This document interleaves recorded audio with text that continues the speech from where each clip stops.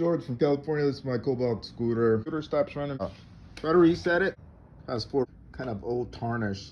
There's a little bit of alcohol in it. You might want to try this. Turn it on and then honk. Use the horn 2 times. You kind of just have to mess with it a little bit and then it'll roll. Might want to change fuse.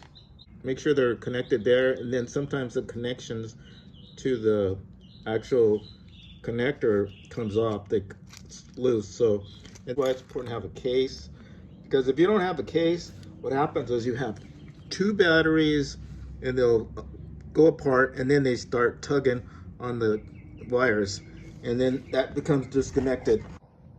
So my battery, I have it all tied up like that. And then this carrying case, that's a homemade one. That's my wife's. She said, "You found my purse." I said, "Yeah, it also cost me like 25 bucks. Going back to this connection right there. Right there. My scooter was loose. It was coming off and like that. So I had to tear into this scooter. Try to figure out what's going on. I had to open it up.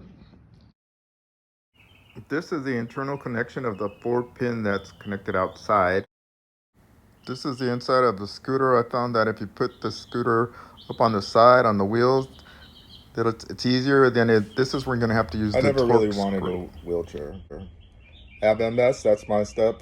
Having some trouble walking. At some point, we realize we have to accept what we're dealing with and do the best we can. I get a wheelchair. I'm so glad that a power chair. It's good to get one that's real light and easy to fold up and put in your car, and it gives me a lot of freedom. I feel good. My family, they're cool. Remember, adapt, adjust, move on. Go on, man. Live your life.